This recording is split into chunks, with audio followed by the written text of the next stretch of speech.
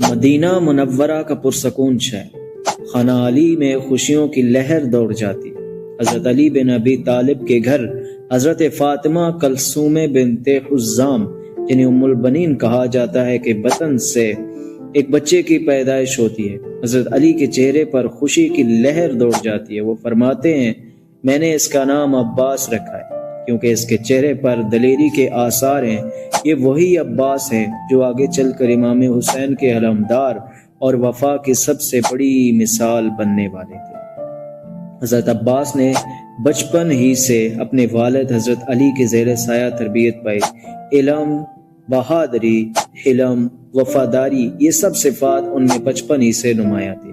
حضرت علی اکثر فرمایا کرتے تھے میرے بیٹے عباس کی آنکھوں میں وہی جذبات ہیں جو بدر اور خیبر کے مجاہدوں میں تھے۔ حضرت عباس نے اپنی زندگی قرآن و سنت اور اہل بیت کی خدمت کے لیے وقف کر دی۔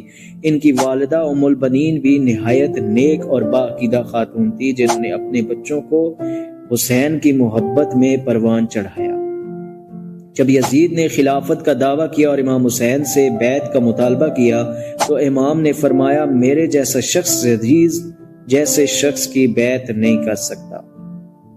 حضرت عباس اس وقت جوانی کے عروج پر تھے۔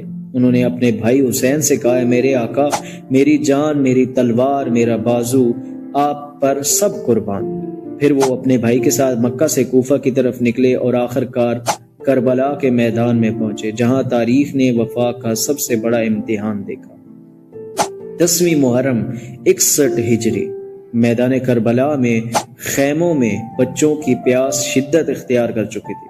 چھوٹے بچوں کی آوازیں گونج رہی ہیں العطشو العطشو، پیاس پیاس۔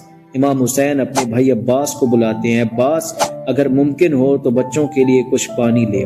حضرت عباس نے مشک سنبھالی اور امام کے خیمے کی طرف دیکھا، پھر اپنی تلوار اٹھائی اور دشمن کے لشکر کی طرف بڑھے۔ ان کا چہرہ بجلی کی طرح چمک رہا تھا۔ دشمنوں نے کہا یہ عباس ابن علی ہیں، ان سے مت ٹکراؤ، لیکن وہ صفوں کو چیرتے ہوئے فرات کے کنارے پہنچ گئے۔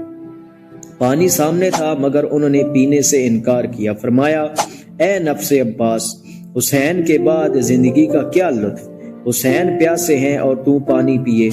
اللہ اکبر۔ انہوں نے مشک بری اور خیموں کی طرف لوٹنے لگے مگر دشمنوں نے ان پر حملہ کیا۔ ایک ہاتھ کٹ گیا، پھر دوسرا، پھر بھی وہ مشک کو اپنے دندانوں سے تھامے ہوئے بڑھتے رہے۔ آخرکار ایک تیر مشک میں لگا، پانی بہہ گیا اور حضرت عباس زمین پر گر گئے۔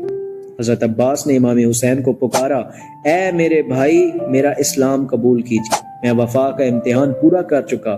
امام حسین دوڑے آئے، عباس کے سر کو اپنی گود میں رکھا اور فرمایا اب میری کمر ٹوٹ گئی، اب میرا سہارا چھن گیا۔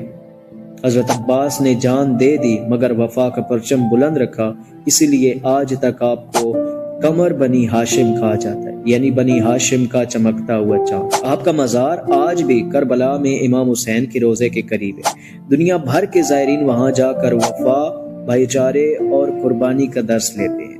حضرت عباس کی زندگی ہمیں یہ سبق دیتی ہے کہ ایمان کے بدلے دنیا کی کوئی چیز نہیں۔ بھائی کے ساتھ وفا، دین کے لیے قربانی اور حق پر قائم رہنا یہ مومن کی پہچان ہے۔ حضرت عباس نے سکھایا کہ وفا کے بغیر ایمان ادھورا ہے۔ حضرت عباس کی تلوار جسموں کو نہیں ظلمت کو کاٹتی تھی۔ ان کا نام آج بھی وفا، غیرت اور شجاعت کی علامت ہے۔ کربلا کی ریت پر جو لہو بہا وہ آج بھی امت کو ایمان کی خوشبو دیتا ہے۔